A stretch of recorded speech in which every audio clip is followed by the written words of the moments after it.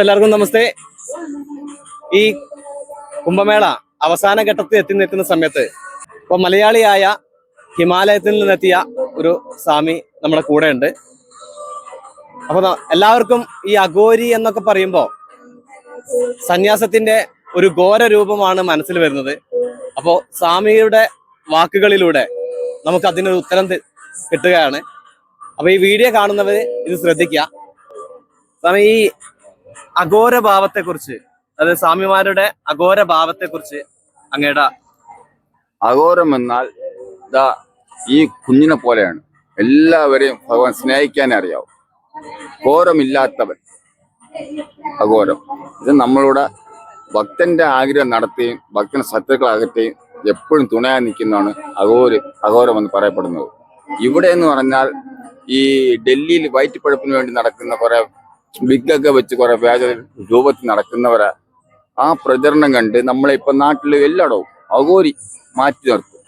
ഒരു ഭയം പോലെ. അതിന്റെ ആവശ്യമില്ല. അഘോരി മാംസം ഭക്ഷിക്കുന്നു പറയുന്നു. അവർക്ക് വനത്തിനകത്ത് ഭക്ഷണമില്ല.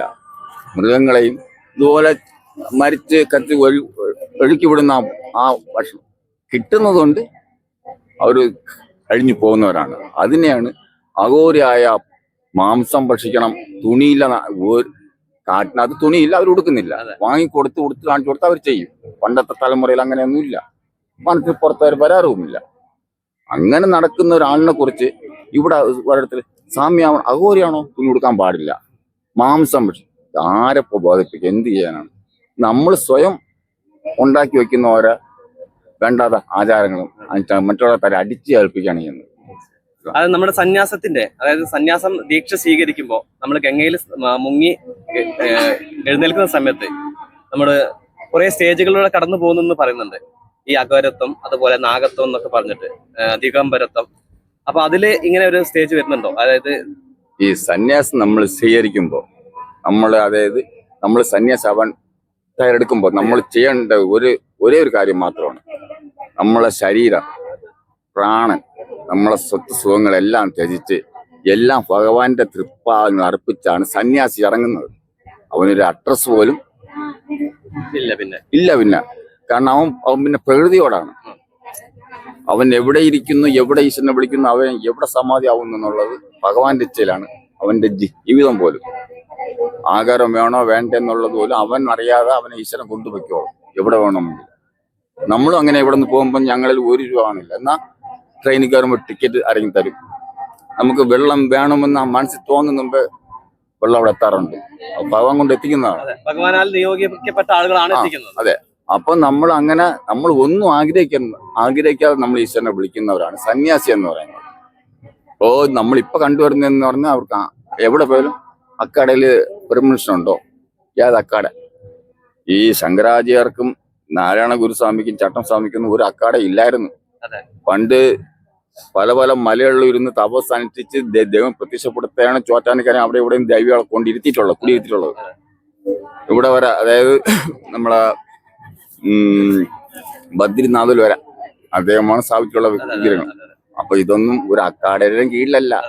ഇപ്പൊ നമ്മളെ സ്വാർത്ഥതയ്ക്ക് നമ്മളൊരു അക്കാട ഉണ്ടാക്കി വെച്ചിട്ട് മറ്റുള്ള സന്യാസിമാർ തലേ അടിച്ചേൽപ്പിക്കുകയാണ്. ഇല്ലെങ്കിൽ പറയണം അവൻ വ്യാജനാണ്, അവൻ സന്യാസി അല്ല. സന്യാസി ആണെങ്കിൽ അവന് അക്കാട വേണം. ഒരാള് പെൻഷൻ പറ്റി ഒരു 50,000 രൂപ, ഒരു 50 ലക്ഷം രൂപ കൊണ്ടുവന്ന് കൊടുക്കുകയാണ്.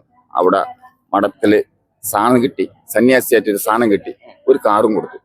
അവരവിടുത്തെ അങ്ങാണ്. അപ്പൊ അതാണ് ഇവരുടെ സന്യാസം എന്ന് പറയുന്നത്. അതായത് സന്യാസം സ്വീകരിക്കാനേ എനിക്ക് തോന്നുന്നു ഒരു ബ്രാൻഡിന്റെ ആവശ്യമില്ല. നമുക്ക് സ്വയം തീരുമാനിക്കാം. സന്യാസിയെ ചോദ്യം ചെയ്യാം, എവിടെ പോണെന്ന് പോലും ചോദിക്കാനുള്ള അവകാശം ആർക്കുമില്ല. ഭഗവാന് മാത്രമേ ഉള്ളൂ. അവന്റെ കാല് എങ്ങോട്ട് പോണെന്ന് അവന് പോലും അറിയില്ല.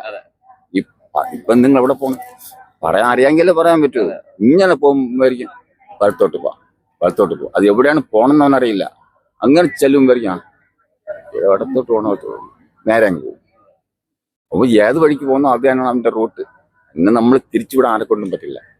ഇവിടെ നിന്ന് കേരള സംബന്ധിച്ചോളം നമ്മളൊരുമാതിരി നിഷ്ഠമായിട്ട് ആരും ഇടപണ്ടേ ഇപ്പൊ പോലീസുകാരാണ് ശരി, ചിലരൊരുമാതിരി നിഷ്ഠമായിട്ട് പ്രായം നോക്കാതെയും വേഷം നോക്കാതെ. ഇപ്പൊ വേഷമല്ല, നമ്മളിത് അണിഞ്ഞിരിക്കുന്നത് ശരീരത്തിനകത്താണ്, പുറത്തല്ല. അതുകൊണ്ടാണ് എപ്പോഴും നമ്മൾ മൂടിയിടുന്നത്. ഇപ്പൊ നിങ്ങൾ ഈ ചാനലിൽ കാണിക്കുന്നുണ്ടെന്ന് ഞങ്ങൾ ശകലം തുറന്നിട്ടുണ്ട്. കാരണം വെച്ചാൽ ഈ വെറുതെ ഇട്ടിട്ടുന്നല്ല, 10-30 വർഷത്തിന് മേളിലായി ഇതൊക്കെ ഇട്ട് തന്നെ ഉറങ്ങുന്നതും കുളിക്കുന്നതും എല്ലാം എല്ലാവരെ പോലെ ഊരി വെച്ചിട്ട് ചെയ്യണതല്ല. ഊരി വെക്കാൻ പാടില്ല. എന്ത് നമ്മൾ ധരിച്ചാൽ അത് മാളോട് കിടക്കുക. മാല ഇട്ടുകൊണ്ട് കുളിക്കുക, കഴിക്കുന്നവർ കഴിക്കുക, ഉറങ്ങുക. ഇത് കൊണ്ട് മരിക്കാനാണ് വിധിയെങ്കിൽ അതിന് തടയാൻ ആരെ കൊണ്ടും പറ്റില്ല. ഇത് നമ്മൾ ഉറങ്ങുമ്പോൾ വന്ന് ഇവിടെ ഇരിക്കും. അപ്പോൾ നമ്മൾ വിചാരിക്കും, ഇത് 10 കാര്യം രാവിലെ ആകുമ്പോൾ കൊള്ളില്ല. നമ്മൾ ചരിഞ്ഞ് കിടക്കും, മറിഞ്ഞ് നടക്കും, കമന്നടക്കം പറ്റില്ലല്ലോ. അപ്പോൾ അതുകൊണ്ട് നമ്മൾ ചെയ്യുന്നത് എന്താണോ സത്യസന്ധമാണെങ്കിൽ ഭഗവാൻ നമ്മളെ തുണയ്ക്കും. കള്ളമാണെങ്കിൽ ഇത് ഒരെണ്ണം കയറിയാൽ തീരാവുന്നതേ ഉള്ളൂ. 3-4 കുലമുണ്ട്. ഒന്ന് നമ്മൾ പിടിച്ചു വെച്ചല്ല പറയണത്. ഇങ്ങനെ ഇട്ടാണ് മണ്ണെന്ന് പറയുന്നത്. ഇങ്ങനെ ഒന്ന് മേലെ വന്ന് കിടക്കുക. തെറ്റാണ് നമ്മൾ ചെയ്യുന്നത്. ഇതിൽ ഒരെണ്ണം 1 സെക്കൻഡ് പോയി തീരാൻ. അപ്പോൾ നമ്മൾ ആലോചിക്കേണ്ട എന്ത് ചെയ്യുമ്പോൾ ധർമ്മമുണ്ടോ, സത്യമുണ്ടോ, നീതി ഉണ്ടോ നോക്കുക. എന്തെങ്കിലും നമ്മളൊരു കാര്യം പറഞ്ഞ് മറ്റൊന്ന് തലയിൽ അടിച്ചേൽപ്പിക്കരുത്. സന്യാസം എന്ന് പറഞ്ഞാൽ ആരെയും അടിച്ചേൽപ്പിക്കാനുള്ളതല്ല. അവര് സ്വതന്ത്രമായിട്ട് അവരെ പോലെ ഉള്ളവർ ഈ ഭൂമിയിൽ ഉള്ളത് എന്ന് വെച്ച് കള്ളന്മാരും ഉണ്ട്. തെണ്ടി തിന്നുന്നവരെ നമ്മൾ അംഗീകരിക്കില്ല. ഇപ്പൊ സർവ്വത് ഉപേക്ഷിച്ചൊരു ആശ്രമത്തിൽ വരുമ്പോ ആണാലും പെണ്ണാലും അവിടെ ഈ പെണ്ണ് വന്നില്ല അയങ്ങിയ ചിന്തയോടെ കാണാനോ അവിടെ ഒരു പെൺകുട്ടി പ്രസവിക്കാനോ പാടില്ല. കാണുന്നറിയാം അവരെല്ലാം തിരിച്ചാണ് അവിടെ പറഞ്ഞത്. ഇവിടെ പല ആശ്രമങ്ങളും ഇപ്പൊ തിരിച്ചാണ് നടക്കുന്നത്. അത് വേറെ ലൈൻ, അത് നമ്മൾ പറയുന്നില്ല. അപ്പോൾ നമ്മളിപ്പോ ഒരാണ്ട് കൈ 10 ചായ കുടിക്കും ചോദിക്കരുത്. അവന് കിട്ടാൻ അവകാശമുണ്ട്. ഈശ്വരന്റെ കണ്ണിൽ കൊണ്ടെത്തിക്കാം. അത് വാങ്ങാം. ഭഗവാൻ എത്തിക്കുന്നത് ഈ തെണ്ടുന്നവരെ കണ്ട പിടിച്ചോണ്ട് പോവുക. സത്യസന്ധമായി ഈശ്വരനെ ഭജിച്ച് നടക്കുന്നവരെ കണ്ടാൽ ചോദ്യം ചെയ്യാനോ അവരെ നേഷ്ടമായി പെരുമാറാനോ പാടില്ല. കാരണം അവരെ പോലെ ഉള്ളവരുള്ളതുകൊണ്ടാണ് ഇന്ന് ഈ ഭൂമിയിൽ നടക്കുന്ന പല പ്രശ്നങ്ങൾക്കും കുറച്ചൊക്കെ പരിഹാരം ഉണ്ടാവുന്നത്. കാരണം അവർ ഈ മണ്ണിൽ കൂടെ ചവിട്ടി നടക്കും. ആ പാത പ്രശ്നം കൊണ്ടാണ് പാവം കുറെ അവരാണ് ചമക്കണത്. പട്ടിണി കിടന്നു നമ്മളുടെ ഭക്ഷണം കഴിക്കാൻ 10-20 വർഷമായി. അപ്പൊ നിങ്ങൾ വായു കഴിച്ചു നല്ല ഒരു കട്ടൻ ചായ ഉയർന്നോടെ എന്നുവെച്ചാൽ ഇറവെല്ലാം വെച്ച് കിടപ്പുണ്ട്. അതിനൊരു ഭോജനം കൊടുത്ത് നമ്മൾ അങ്ങ് പോകും. അല്ല നമ്മൾ ഈ ശരീരം ആരോഗ്യമായിട്ടിരിക്കണം, നാളെ മറിക്കണം, അയ്യോ ഒന്നുമില്ല. നമ്മൾ ചിന്തിക്കാൻ അവകാശമില്ല. ഇപ്പൊ ഇവിടെ ഇരുന്നാണ് ഈ പ്രാണം പോണെങ്കിൽ സന്തോഷം എന്ന് കരുതി പോകുന്നവരാണ് സന്യാസികളെന്ന്. ഇന്ന് സന്യാസിയുടെ അർത്ഥം ചോദിച്ചാൽ പലർക്കും അറിയില്ല. അവർ കുറെ തത്വങ്ങൾ അന്ന് മറ്റേ ഇതാ ഉപദേശം കൊടുത്തത് പോലെയുള്ള ചരിത്രം എടുത്തത്. അതിന്റെ അർത്ഥം ചോദിച്ചാൽ പപ്പായി പോകും.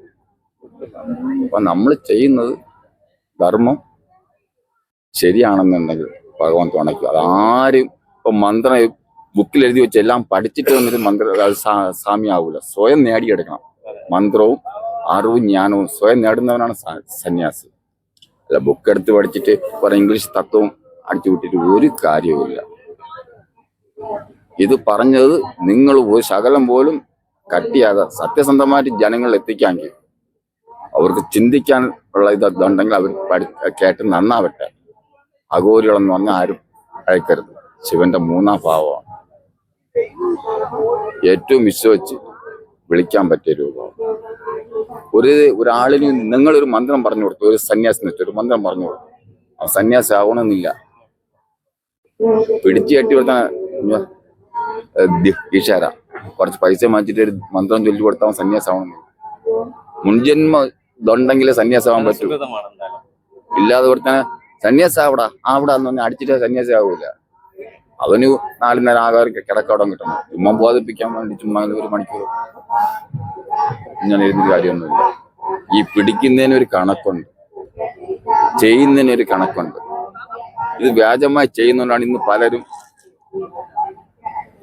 ഇങ്ങനെ കിളി പോയി നടക്കുന്നത്. എല്ലാത്തിനും ഒരു കണക്കുണ്ട്. നമുക്കിതൊന്നും പറഞ്ഞു തരണത് മനുഷ്യല്ല, ദൈവം കാണിച്ച. നമ്മൾ എന്തെങ്കിലും തെറ്റ് ചെയ്യുമ്പോൾ നമുക്ക് ആ ഒരു കൊട്ടുപോലെ തന്ന് നമ്മൾ തിരുത്തി കൊണ്ടുവരണം ദൈവമാണ്. ഇപ്പൊ ഒരാളിനൊരു ഭസ്മം ഇടണമെങ്കിലും യോഗ്യത വേണം. ഒരാൾ വന്ന് നമ്മളെ മുമ്പ് വരുമ്പോൾ ഒരു നെഞ്ച് തൊട്ടറിയാനുള്ളതായിരിക്കും സാധനം. അപ്പൊ ഇവിടെ വന്ന് നിങ്ങൾ കണ്ടു കാണും പലരും വന്ന് ഭസ്മം ഇടാൻ വരുന്നത്. അവരുടെ അടുത്ത് കരയേണ്ട ആവശ്യം എന്തെന്ന് ചോദിച്ചിട്ടാണ് നമ്മൾ ഇടുന്നത്. അപ്പൊ നമ്മൾ അവരെ വായിക്കാനുള്ള ഇത് നമ്മളെ ഉള്ളിന് വേണം.